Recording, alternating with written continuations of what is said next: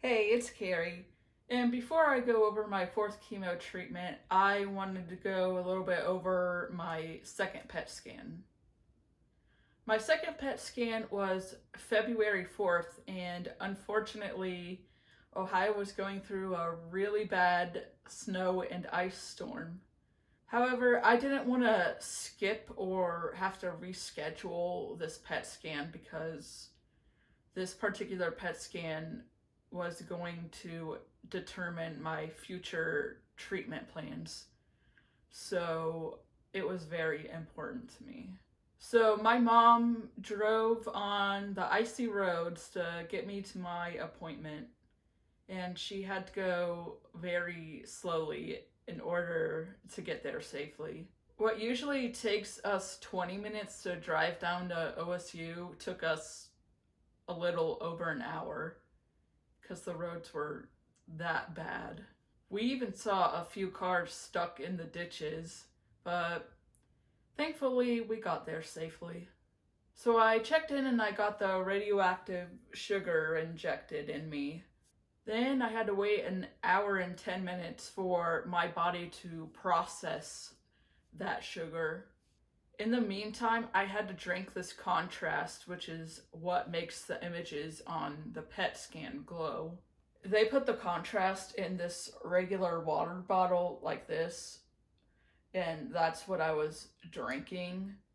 The nurse told me to drink it slowly throughout the wait and not just chug it, because if you chug it, it can make you really sick to your stomach.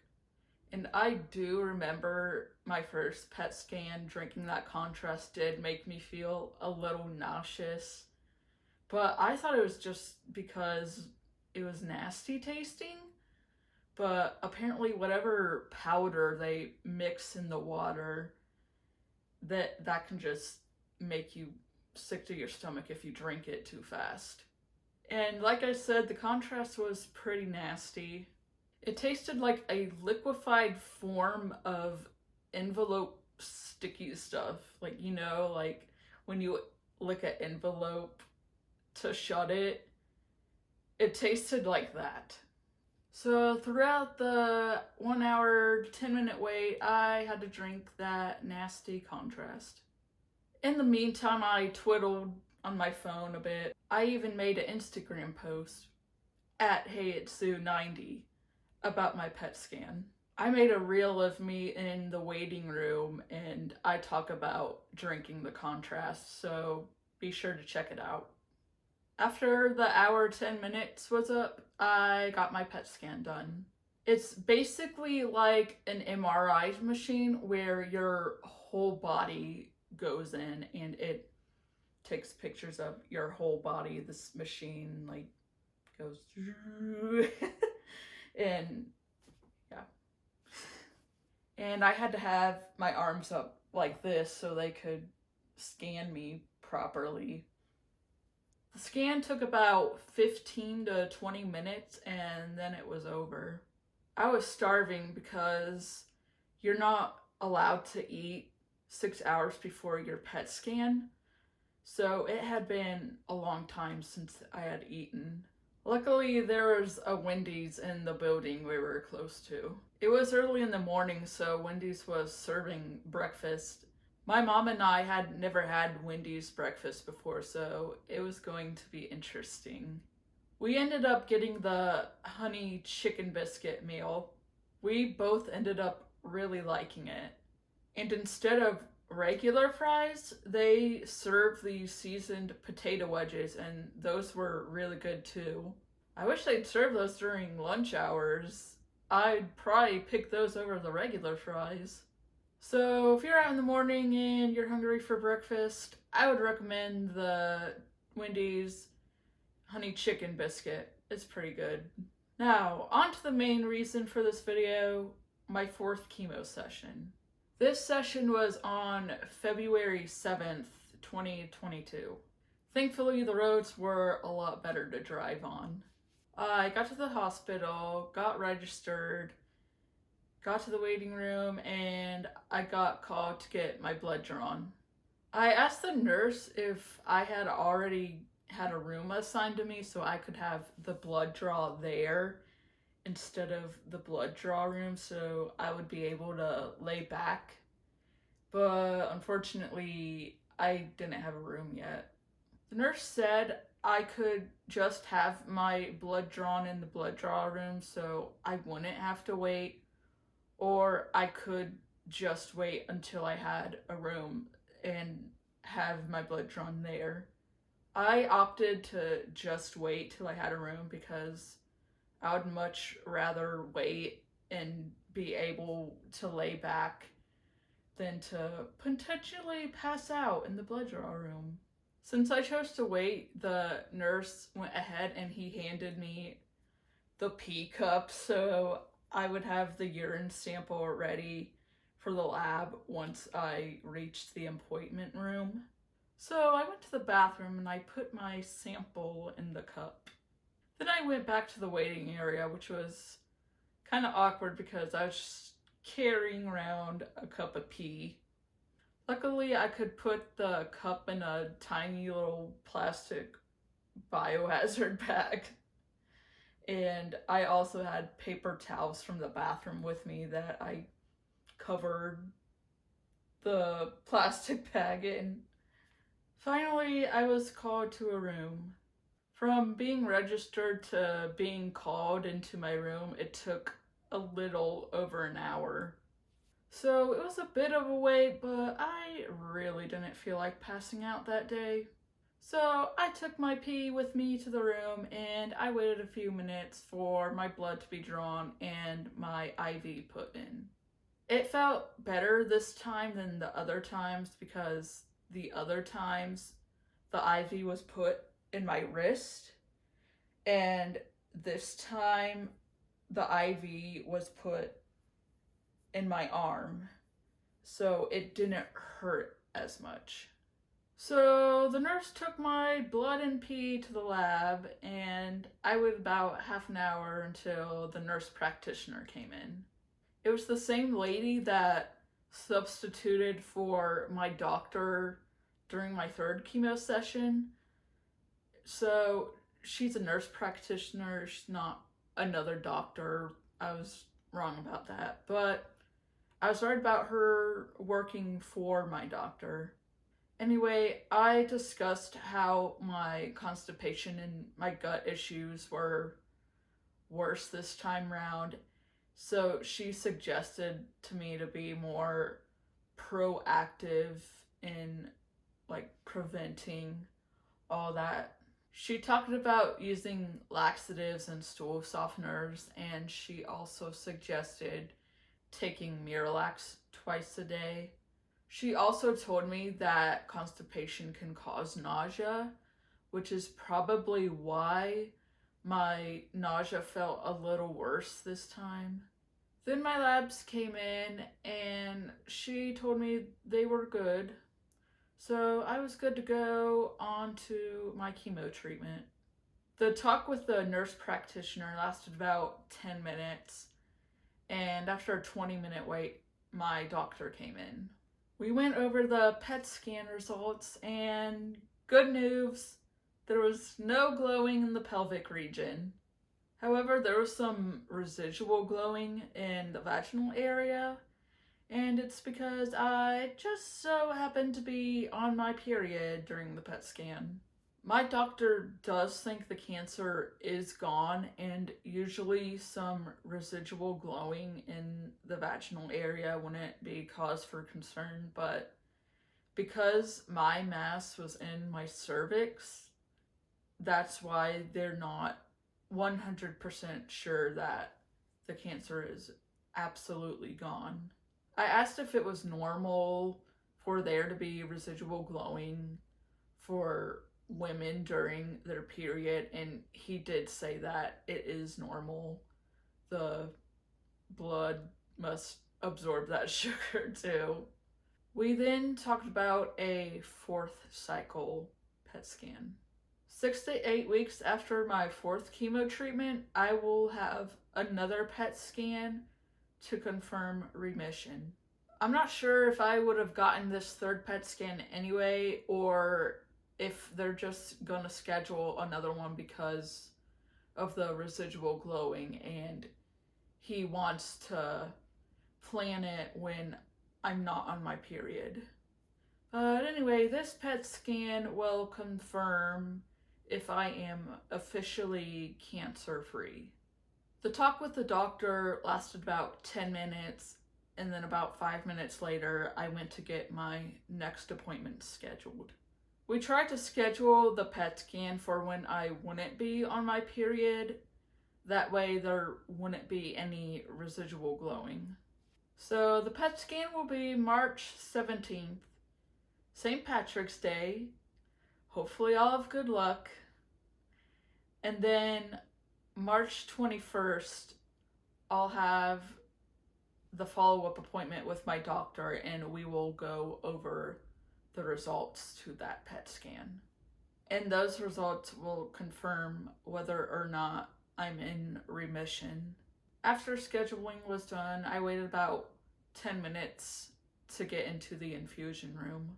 After a few minutes, I took the Benadryl and the Tylenol, and then they hooked me up to the saline. We had to wait on the pharmacy to send in the Akensio, so in the meantime, I turned on the TV. The Winter Olympics were on, and I'm not really into sports, but the Olympics only happen every 4 years, so I decided I might as well watch them while I can.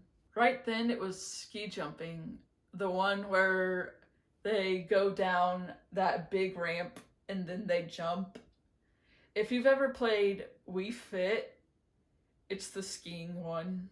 The Akensio came in, so I got hooked up to that, and then I got the prednisone pills. I made myself a peanut butter sandwich beforehand because I didn't want to deal with whether or not the ham sandwich had cheese or not this time. So the peanut butter sandwich is what I took with the prednisone pills. Then the TV decided to stop working. Whatever the network the hospital is on, it was messed up. So I couldn't really watch TV. I had to occupy myself with something else. After 20 minutes, I got bored and I decided to see if the TV was working again. And luckily it was. I changed it back to the Olympics and curling was on. And then I had to pee really bad. Ivy makes me have to pee all the time. So I had to get up and drag the monitor with me, and the bathroom lights were off. I tried to turn them on. I kept pushing the button and the lights were just not turning on, and I had to pee so bad that I just ran to the toilet in the dark. Well, I ended up peeing my pants. Between me having to take the ball and chain with me, which takes time, and me trying to turn the lights on, I just couldn't hold it anymore. Also, the stent I have that goes from my kidney to my bladder makes me feel like I have to pee more often anyway. I was also on my period that day, and that also makes me have to pee more often. I've also read that chemo can cause incontinence problems because it can mess with the nerves that help you hold it in. So you're not able to hold it in as much, and it also makes you feel like you have to go more frequently and urgently. So there was just a bunch of combos that were a recipe for disaster. After I was done in the bathroom, I told the nurse that I had wet myself and I didn't have any extra clothes because I wasn't expecting to have a potty accident. So she gave me some hospital scrub pants and these mesh hospital panties. So that was pretty embarrassing, being a grown adult and peeing her pants. Luckily, I was only going under pre-med treatment, so my pee wasn't toxic yet. Nobody had to put on a hazmat suit to put my dirty clothes in a bag. After that disaster, my rituximab treatment started. I was watching curling on the Olympics for about 20 minutes, and then curling got boring. So I changed the channel to Hot Bench, another Judge show. And it was even created by Judge Judy. It said so in the credits. While watching Hot Bench, I was starting to get sleepy. About 25 minutes after my rituximab treatment started, the nurse came in and she upped it to the rapid drip. 1 minute later, the lumbar puncture nurses came in. I got into a position and I was given the lidocaine injection, which is always a big pinch and a burn. One of the nurses started the actual lumbar puncture, and she must have kept hitting a nerve or something because I kept feeling pain, and I was also feeling more pressure than usual in my lower back, and I was feeling pressure in my upper back too. The nurses could tell I was getting uncomfortable, so they gave me more lidocaine. I thought since I was injected already that it wouldn't be as painful, like I'd be numbed up already, but it hurt just as bad as when she first injected me. I don't know if the nurse injected me in a spot that hadn't been numbed up or what, but it really sucked. With how much lidocaine they had given me, the other nurse told me that any more pain I felt, I would just have to grin and bear, unfortunately, because I've learned from watching Dr. Pimple Popper, too much lidocaine can be bad for you. The actual lumbar puncture started again, and I still felt a little bit of pain, but it wasn't as bad as it was before. About 40 minutes after the nurses came in to start the lumbar puncture, it was finally over. I was so glad to be done because this one was rough. About 15 minutes after the torture session lumbar puncture was over, the rituximab was finished. While I waited for the doxorubicin to come in, I watched a little bit of Paternity Court, and then I changed it back to the Olympics. It was the biathlon where they ski and then they shoot targets with a gun. It was the first time I had ever seen that sport. I didn't even know it existed until that day. After a 10-minute wait, the doxorubicin came in, but it still had to be prepped.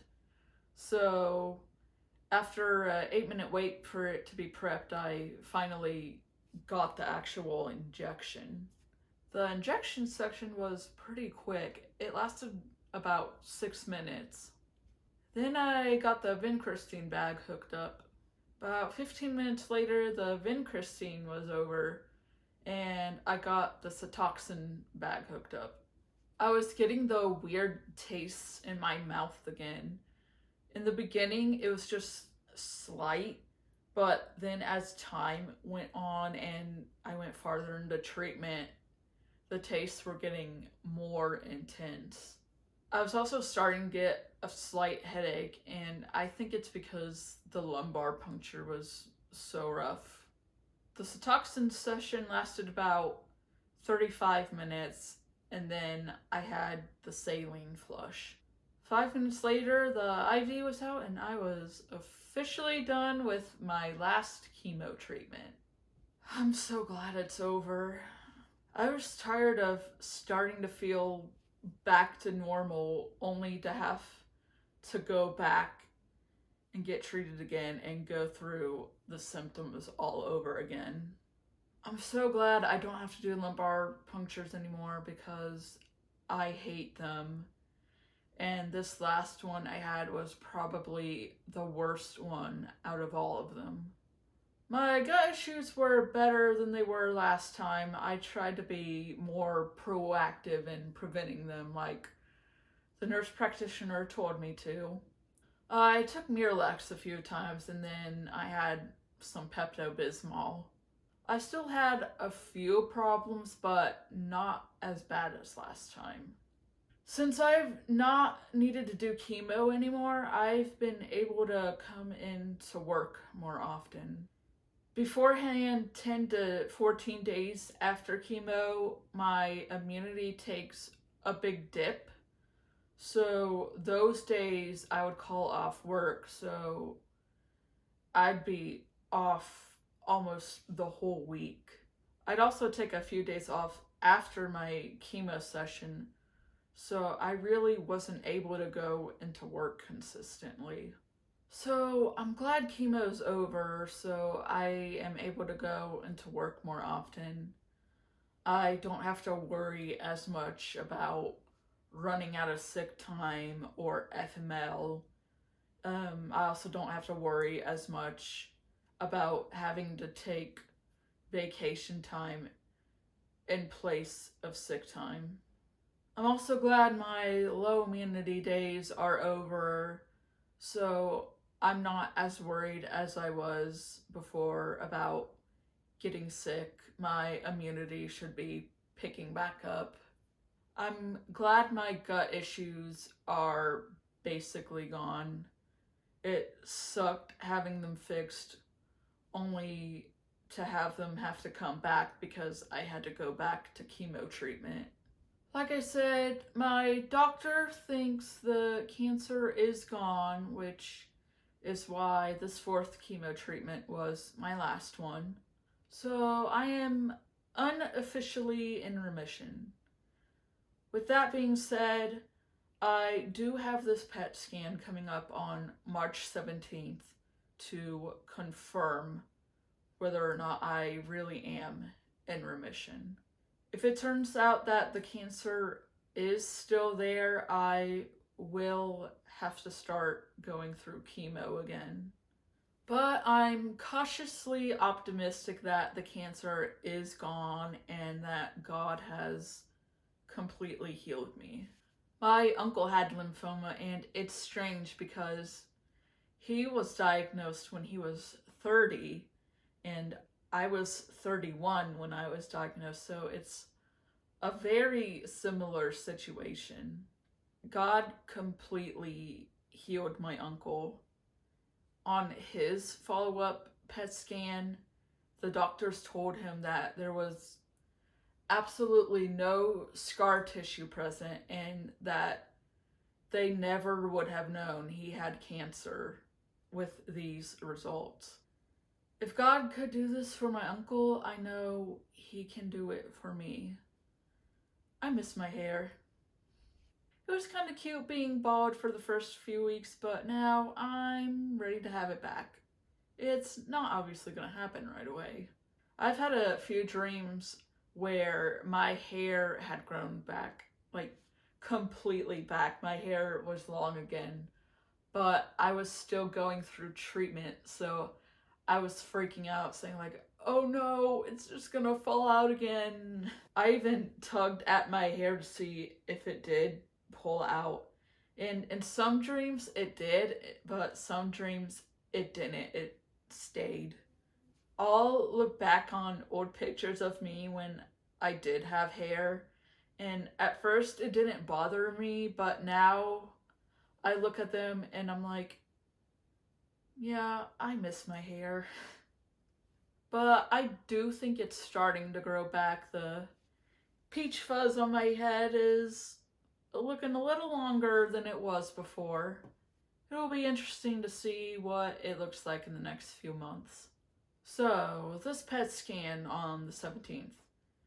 If it turns out that I'm officially in remission and I don't need to go through chemo anymore, what now for these videos? I plan on making more informative videos like symptoms of lymphoma, and I want to talk about what a ureteral stent is and what it's like to have one. I'd also like to talk about my experiences with getting a biopsy on my mass. So more videos are coming. You'll get to see more of this ugly mug. hopefully with more hair. Thank you for watching this video. If you enjoyed it and want to see more videos in the future, be sure to subscribe to this channel. Wish me luck and pray for me that this next pet scan goes well. And I'll see you all later. Bye.